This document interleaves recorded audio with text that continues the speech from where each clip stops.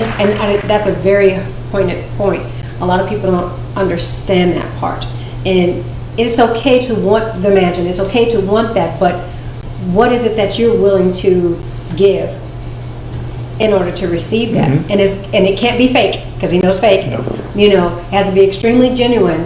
And when you're doing that, because I always say, God, they're not poor. They were never poor, okay? And they would never want you to live in poverty. Man created poverty. So you have the richness already. You were born into it. You were born with it, because the gifts are richness of him. We have to share it in order to build that. So if we aren't building that, then you're going to get what they call now the man has taken over, and they give you scraps. But now you have followed it. Correct. You And know? I'm going to address, because I already know someone out there saying, well, I didn't choose to be poor. Well, I'll ask you a question. How did man start to take over control of water? I'm going to let you think about that. That's a good one. Because when you start thinking, you go, the stuff was never here for this control mechanism that's been in place. What ends up happening is there's a lot more going on than most people can actually see. But when you realize when man, if they were actually helping man and not trying to control, everything would change. Because when we work together, or unification, Yes. stuff starts to shift. Right. There's a change that happens. And what better way to keep people in a whole concept of bondage is never letting them unite and Exactly. keeping them divided. So again, like I said at the beginning, if you were born in a prison, that's what you know, or the system of things. To understand, or to have a faith that changes everything, and then you're shown something else. Because remember, if you guys, well, you'll learn now, I was an atheist for 20 years. So I had no horse in the race. Right. It wasn't like I'm sitting there, people are like, well, you're talking about this, and I go, I was raised, exposed to many different things. And through trials and learning, and the walk that was purposed for me, he got me to where I needed to be. Yes. And so at that point, when you're shown something, you cannot unsee it. A lot of times people say, well, I want to see this. I go, well, hold on for a second. He's not going to give you more than you can bear. And Yes. when you're tempted, he'll show you a way out. But the thing is this, when you know it, you're not going to unknow it. No. And that's going to start to change.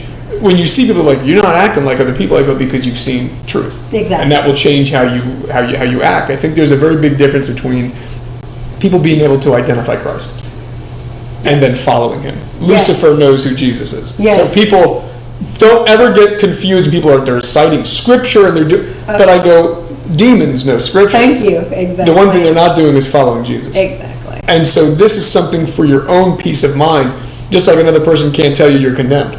Right. These are often questions that people get. I go, there's only one judge, and it's none of us. It's none of us. It's none of us. When I go None off on my of us. little preacher No, tangent, go on. I love You it. continue. I Continue, love it. sister. But going through all of my trials and tribulations, and it's something that I also teach our young ones, is everybody's always learning. Yes. Your life is nothing but learning. When it comes up to a trial or tribulation, it's just a learning curve.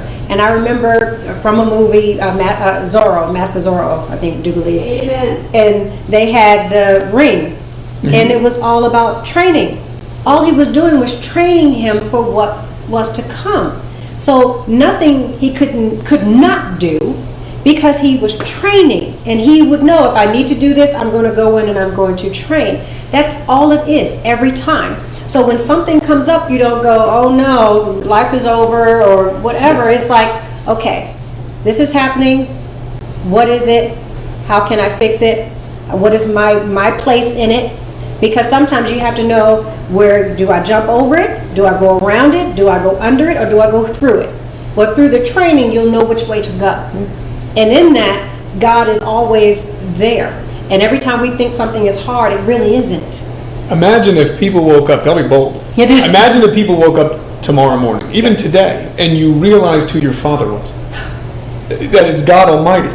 And then you'd say, well, wait a minute, he said he's going to provide our needs. So I always ask people, what's casting doubt into your mind? You see two things that happen quite often. People are living in the past. Yes. Other memories. Why did this happen to me? You can ask him directly. More than that is future worries, which is our imagination. Yes. We're putting ourselves, well, how am I going to do this? And that's not even real. Right. When something happens, we have a plan in our head of how we think things are going to unfold. And when that doesn't happen, we get upset. Yes, Why? yes. Because we believe the lie. Yes. That's all that is. We think things are going to turn out a certain way, and when we're shown something else, we're like, well, it's not supposed to happen that way. But if you started realizing, wait a minute, the one who controls all things knows how it's going to happen. If I listen to him, Yes. stuff will make sense. And that starts to shift perception of how people are walking through their day. Yes. Because then you start living in the present. You realize we don't know the future. He does. And when we're actually following, stuff makes more sense. We're not confused all the time, because that's not of our Father. Confusion, doubt, guilt. Really, these are not things these are things that have been taught. Right. That's something great to learn in school. Yes. I mean, there's things that again, you people don't realize this, and slowly but surely, some people they're getting it as they can handle it. As time has gone on in your walk, because all of us, it's a continuous walk. Yes. It's not with testimonies. Some of us have those aha moments, but it's a continuation. Yes. If we got everything at once, we would surely die. Yeah. Because it's just, when your eyes are open, when he showed me stuff and I realized, as smart as I thought I was in the world, I didn't believe in God. I was foolish. I was the stupidest smart person that the world was embracing, but it didn't make a difference. That's why people say, well, what about this and this? I go, it's foolishness. Mm-hmm. All the stuff I knew, like King Solomon, it's all vanity. It's all none of it makes sense, because who cares if you can understand all this stuff and you can't help anyone with it? Right. If you can't apply knowledge, which really is wisdom, yes. What good is it? What good is it? You can't apply it, and that's something, again, what we teach is what they learn. They apply it on a daily basis. Yes. So therefore, it's something that it grows with them. Because if you learn something and you never use it, what happens to it? Usually it's gone, or you're trying to figure out, wait a minute, how did I do that before?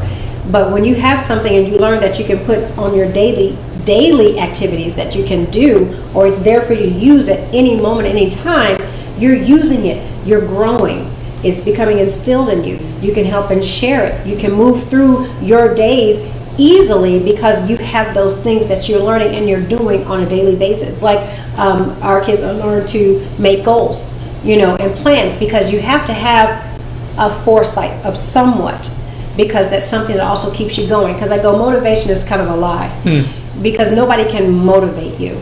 You have to motivate you. It's something in you that has to keep you going. Like for me, obviously, is God. I cannot disappoint. I used to feel the same way about my own earthly father. He instilled in me, home is where your heart is. No matter of anything, it's people. It's here.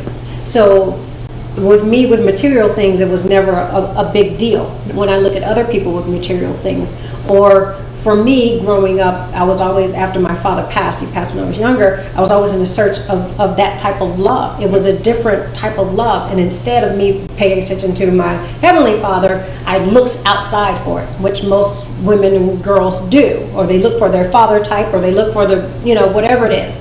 And so many things. I was in an abusive relationship. I was in, it was so many different things you go down, emotionally torn down. Yeah. Had broke me down, not knowing who I was, lost my identity, just all of those different things. Mother didn't love you. It was, everything. You start to believe the lies. So you internally take it and use the lie to get through life, as I call survival mode, which most of us are in. We're in survival mode, because they are telling you need this, you need that, you need this, and if you don't have it, you better figure out how to get it.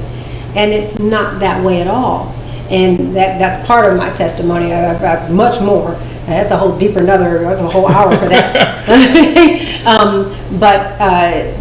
Homeless, went through, I think almost everything you can think of, I went through.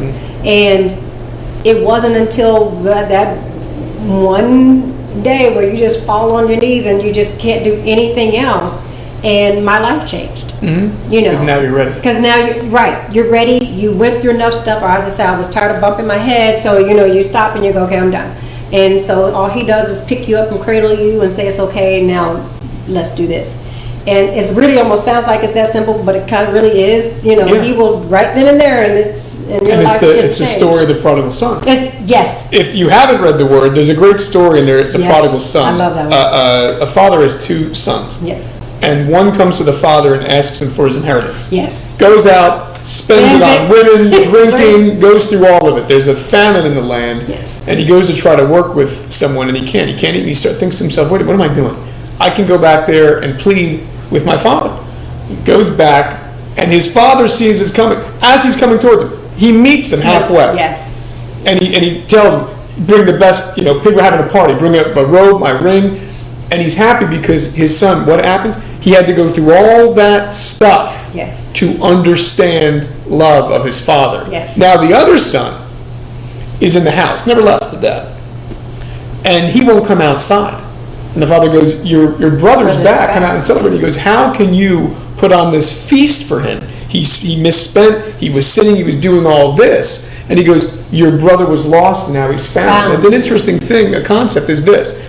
The one who stayed in the father's house couldn't understand the father's love. Correct. The one who went out and had messed up quite often could understand forgiveness. Had seen both darkness and light and now made an honest choice. And this is out there for people when we actually have been exposed to both. Then you choose sincerely what you're going to follow. But you had to go through it. If someone just tells you, oh, it's bad, what do we learn through? Experience. Yes. What would you tell parents? Because faith, it's an integral part of raising a child correctly, which is why we're in the state that we're in. Yes. How can you start to inject this into their learning? And again, because not everyone can homeschool their kids Right. at the moment. But I mean, what are some ideas that you've seen from the children that you work with? What we've been able to do is create a unity between the two, because a lot of our parents say they can't speak to the kid, there's the hard bonding with them and all of these different things, and we always change it to two things. Once you spend time with the child, I don't care if it's 5 minutes, just cut off phones, TVs, everything, and spend just those moments with the child. Is something spiritual that happens with that. When you spend time with anybody truly, Yes. when you're not thinking about stuff at work or mad and you brought it and now you put it on the kid, when you are able to strip those things away, the kid feels like they're important. And I always say that a child is not a burden, they're not just there, they are a part of the family. That's why they're there. Yeah. To become a part of the family, for you to learn something, and to be able to do things in a unified sense. So they get their experience through you. Mm-hmm. So create an experience with just you and the child. So we started that way because you don't want to throw faith and God on a lot of people. They think religion, they think other things. But in conversation, I would say, and most of the time one of my kids are with me, they go, we meditate together. And that's something fun that we get to do with me, And that's that time we have together, not only with him, we're also in sync with our Father. So they love that. And then I get to love on them after that. I don't just go, okay, we're done, and you get up and you go split. We still come together, I hug on them, I ask them, what is it that I can do for them? It's just asking what you can do for them. What is it that they would like from you? You're asking them what it is that you can get for them. It's not materialistic, it's just what it is that you can do for them and actually do it. Yes. Because a lot of time kids will ask their parents and they go yes, and they'll lie to them and something else comes up and they'll go off. Now, emergency, that's a different story, but I'm talking about, your friend called and wanted to go to a movie. You don't throw off your child to go to a movie. Yeah. You don't go because he wanted a date today now, and now you go do a date and leave. Yeah. No, you make them feel just as important as they feel that we are. Yeah. So if you don't create that and ask the questions of what you can do for them, it'll be a huge separation. It's like a chasm, and it's not to condemn a person. We can always change. We've all made mistakes. So the same way that we need a relationship with God, yes, you need a relationship with your kids. Yes. Because there's this gap. A lot of people don't understand, why do people join gang? It's not mainly for safety. No. It is for acceptance. Yes. Their devices, what's giving them attention? Yes. Their devices. Yes, exactly. If you start giving the child attention, you're loving on them, you're going to notice a shift. Don't listen to they're not going to communicate. Stop thinking about what you think is going to happen. Yes. And actually make the change. You have to be the one to necessitate this change. You can't keep on, I can't do anything. So too often people do that. Well, I can't do all things, so I'm going to do nothing. Nothing, right. See, that's a worldly thing. That is a worldly thing. Because if everyone does something, you'll necessitate a change. Yes. None of us are meant to do everything. Right. But when we work together, we can communicate stuff. We can make this change, and that's the thing that ends up happening with a lot of these problems when people are so unaware. How is homelessness this big? How is trafficking this big? Yes. But where have you been? Distracted. Exactly. It's always been here. Always the problem is this: you start to see something. It's that yes, you've been blinded. Yes. If you go to another place and you didn't have access to the luxuries that you had here, your life would change quick. Yes. You go to a place where they don't have all this electronics, you don't have access to doctors, you're going to see a change in someone's faith because they can't go to the doctor. They've got to rely on the Lord. That's right. And so it's a wake-up call for people where we become so complacent